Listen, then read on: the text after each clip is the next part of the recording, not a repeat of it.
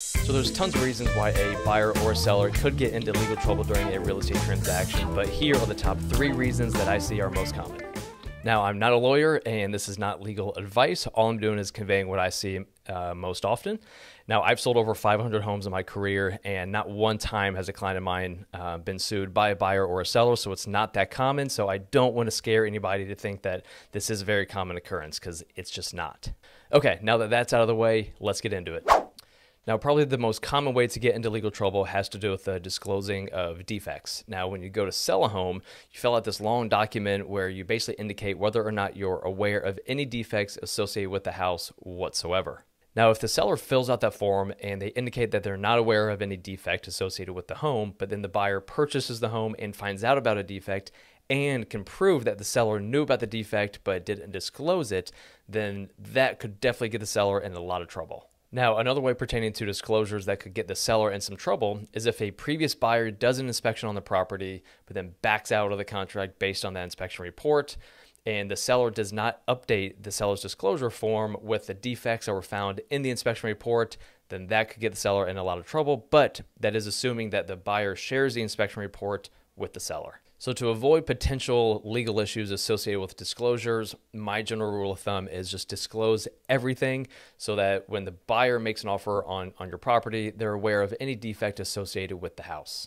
Now, the second common reason why somebody could get into legal trouble has to do with earnest money. So once a buyer's offer gets accepted, they submit earnest money to the listing brokerage, and that earnest money is typically about 1% of the purchase price. And the point of that is basically just that the buyer now has skin in the game. So if the buyer finds a better house, or maybe they have a bad dream about the house and no longer want to purchase it, then them back away from the contract could mean that the seller keeps their earnest money, and it also allows the seller to pursue damages against the buyer. Now, those damages could be in the form of punitive damages, and what that looks like is, say the house was under contract for $500,000, then the buyer backs away based on no contractual reason, then the house sells for $450,000 to a new buyer. Then the seller could pursue punitive damages against the original buyer for $50,000 because that's how much money the seller lost because the original buyer backed away from the contract. Now, another way to get into legal trouble has to do with discrimination. Now, the Fair Housing Act of 1968 prohibits housing discrimination based on race, color, religion, national origin, sex, familial status, and whether or not you're disabled. Now, in recent years, due to how competitive the housing market has been, when buyers would submit offers, they'd often write a letter to the seller basically begging them to accept their offer. And they'd also attach a cute little photo of themselves or of their family to that letter. But if the seller didn't accept the buyer's offer simply based on their race or maybe they're a same-sex couple, then that could definitely be grounds for the seller to get sued. So, while I have had clients in the past get their offer accepted simply based on what was contained in that letter, unfortunately, us as agents are not even allowed to present letters anymore at all. So those are some of the more common ways that somebody could get into legal trouble when buying or selling a home.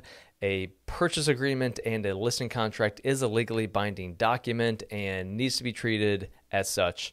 But I don't want to scare anybody with this video. Again, I've done a lot of real estate transactions and 99.99% of them go totally fine, very smooth. So don't get scared. Buy a house or sell a house and use me. Anyway, that's all for today. Thanks for watching.